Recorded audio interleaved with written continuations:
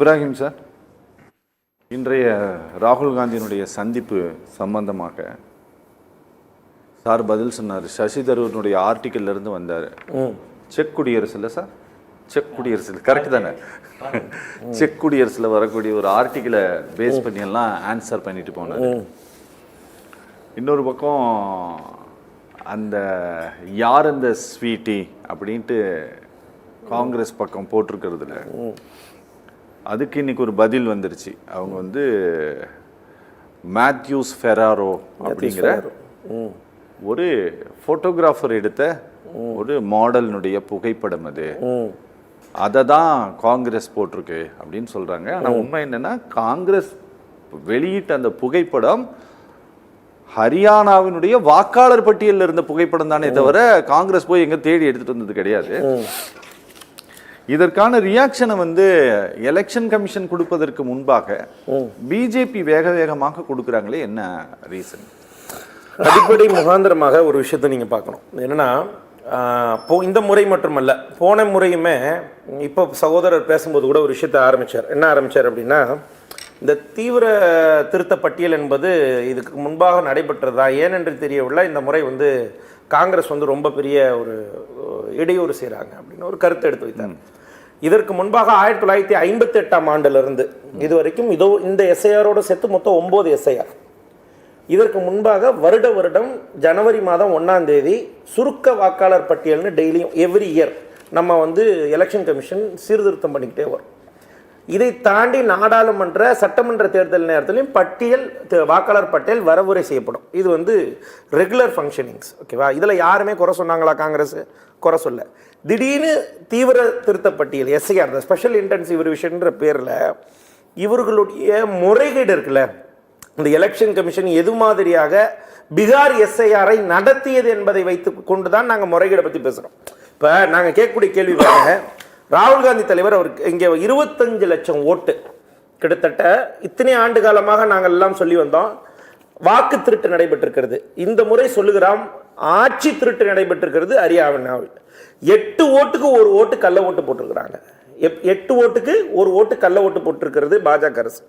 Winning strategy, அதாவது வந்து statistics பிரகாரம் பார்த்தீங்கன்னா பிஜேபியோடது 39.94%, காங்கிரஸ் வந்து 39%, வெறும் 0.9%, 1% கூட வாக்கு வித்தியாசம் இல்லாமல் சரியாக வெற்றி பெற்றிருக்கிறது. முறைகேடின் மூலியமாக பாஜக அரசு ஹரியானா என்பதில் தெல்ல தெளிவாக காங்கிரஸ் உடைய இன்றைக்கு எதிர்க்கட்சி தலைவர் ராகுல் காந்தி அவர்கள் திட்டவட்டமாக தனது ஆதாரத்துடன் இந்த புல்லட் ப்ரூஃப் எவிடன்ஸோட தெளிவாக சொல்லிட்டார். இப்போ இதில் என்ன கருத்துனா, ஸ்பெஷல் இன்டென்சிவ் ரிவிஷன் உண்மையாக சரியாக நடைபெற்றிருக்கா அப்படின்னு கேட்டிங்கன்னா, ரிப்போர்ட்டர்ஸ் கலெக்டிவ்னு சொல்லிட்டு ஒரு பத்திரிகையில் அக்டோபர் 6ஆம் தேதி ஒரு டேட்டா பேசஸ் அனலைஸ் பண்ணுறாங்க. பீகார் எஸ்ஐஆர் முடிவு பெற்றதுக்கு பின்பாக அக்டோபர் 5 அன்றைக்கு ஞானேஷ்குமார் சொல்கிறார், வாக்காளர் பட்டியல் அனைத்தும் புனிதப்படுத்தப்பட்டது, வாக்காளர் பட்டியல் அனைத்தும் புனிதப்படுத்தப்பட்டது, ஓட்டர் லிஸ்ட் ஹஸ் பீன் பியூரிஃபிகேட்டட் அப்படின்னு சொல்றாரு. அக்டோபர் 6 அன்னைக்கு டேட்டா பேஸ் ரிசர்ச் பண்ணும்போது 14,45,000 பேருக்கு after SIR 2 voter ID card இருக்கு. ஆஃப்டர் எஸ்ஐஆர் 3,42,000 பேருக்கு பாலினம், இனம், முகவரி எல்லாம் தப்பா இருக்கு. இதை தாண்டி இன்றைக்கு நாங்கள் இப்போ எடுத்துக்க 1,24,000 பேருக்கு ஃபேக் போட்டோஸ் வச்சு மட்டும் ஓட்டு போட்டிருக்கிறாங்க. ஹரியானா தேர்தலில் பல்க் ஓட்டர்ஸ் மட்டும் 19,26,350 பேர் பல்க் ஓட்டர்ஸ். ஒரே வீட்டில் 800 பேர், 500 பேர், 100 பேருன்னு. பீகார் எஸ்ஐஆர்லேயே 100க்கும் மேற்பட்டவர் ஒரு வீட்டில் இருப்பதாக 2,350 வாக்காளர் அட்டைய அந்த ரிப்போர்ட்டர்ஸ் கலெக்டிவ் டேட்டாபேஸ் எடுத்திருக்கு. இது குறித்து கேள்வி கேட்டபோது இன்றைக்கு வரைக்கும் எலெக்ஷன் கமிஷன் பேசவில்லை. மாறாக பாஜக அன்பர்கள் எலெக்ஷன் கமிஷனுக்கு வக்காலத்து வாங்குறாங்க. சரி, அதை விட்டுருங்க. இப்ப நடக்கக்கூடிய தேர்தலில், இன்றைக்கு ஹரியானா தேர்தலில் முழுக்க முறைகேடின் மூலியமாக தான் ஆட்சியை பிடித்திருக்கிறார்கள் என்று நம்மளுக்கு திட்டவட்டமாக தெரிஞ்சு போச்சு. இத்தனை நாளா என்ன பேசிட்டு இருந்தாங்க? குஜராத் மாடல், யூபி மாடல் அப்படின்னு சொன்னாங்க. பிரேசில் மாடல் தான் இப்ப இருக்கிற மாடல். இவ்வளவு நாளா நம்மளுக்கு தெரியாம போச்சு. இவ்வளவு நாளா நம்ம என்ன நினைச்சிட்டு இருந்தோம்? Double engine Sarkar, Gujarat model. இந்திய நாட்டு பிரதமர் பேசும்போது பேசினார் குஜராத் மாடல். யோகி மாடல், புல்டோசர் மாடல்லாம் பேசினாங்க. அந்த மாடல்லாம் கிடையாது, பிரேசில் மாடல் தான். பிரேசில் இருக்க பொண்ணை கூட்டு வந்து போட்டோ, அந்த பொண்ணுடைய போட்டோ எடுத்துட்டு வந்து 22 ஓட்டு போட்டதான் இவங்களுடைய பிரேசில் மாடல். இந்த அளவுக்கு தான் இந்த முறை ஹரியானா தேர்தல் நடைபெற்றிருக்கிறது. எந்த வகையாக இவர்கள் எல்லாம் ஒரு பூத் கேப்சரிங் பண்றாங்கன்றதுக்கான ஆதாரம் பாருங்க. உத்தரப்பிரதேசத்தில் இருக்கக்கூடிய ஒரு நண்பர் இங்க வந்து ஹரியானால வாக்களிக்கிறார். எப்படி வாக்களிக்க முடியும்? யார் அதிகாரம் கொடுத்தது? அப்ப உங்கள்ட்ட மை எங்க இருந்துச்சு? சரி, ஒரே பூத்துல இருக்கவங்க கிட்டத்தட்ட அங்க பாருங்க 100க்கும் மேற்பட்ட நபர்கள், சரியாக சொல்ல போனா அங்க பாருங்க 223 ஓட்டு ரெண்டே பூத்துல. சார், ரெண்டே பூத்துல 223 ஓட்டை ஒரே ஆள் போட்டிருக்கிறாங்க. மை இருக்குமா இருக்காதா? இதுக்கு தானே சிசிடிவி கேமரா கேக்குறோம், இதுக்கு தானே சிசிடிவி கேமராவோட ஃபுட்டேஜ் கேக்குறோம். கொடுங்கன்னு சொல்றோம்ல, அப்ப ஏன் கொடுக்க மாட்டீங்க? அப்ப இது இருந்தா நாங்க சரி பார்த்துக்க முடியும்ல. இப்ப பாஜக நண்பர் என்ன சொல்லணும்னா, எலெக்ஷன் கமிஷன் ஏன் சிசிடிவி கேமராவை ஆஃப் பண்ணி வைக்குதுன்னு அவர் கேள்வி கேட்கணும்.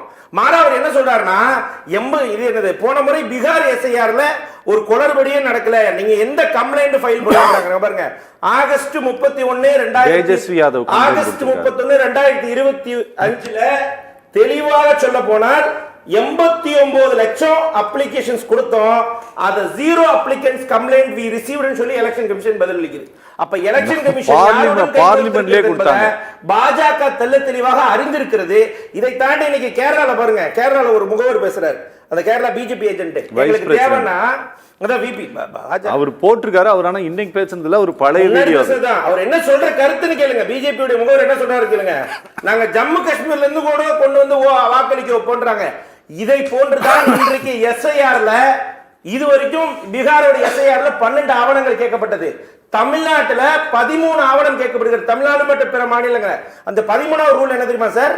The Bihar electoral reference will be considered.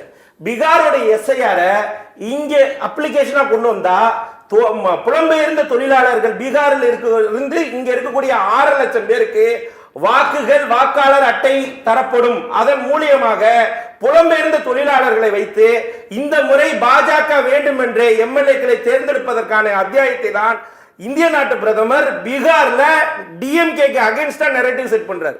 என்ன நெரேட்டிவ்? டிஎம்கே என்பது பீகாரை துன்புறுத்துகிறது என்றார். எதுக்கு? ஏன்னா பீகாரிகள் இங்க இருக்கிறாங்கல்ல, வாக்களிப்பாங்கல்ல. வானதி சீனிவாசன் எவ்வளவு ஓட்டுல ஜெயிச்சாங்க? 1700 ஓட்டுல ஜெயிச்சாங்க. யாருடைய வாக்கு? புலம்பெயர்ந்த தொழிலாளர்கள். இன்னும் அதிகப்படுத்தணும். இந்த முறை எத்தனை சீட்டு வாங்குனீங்க?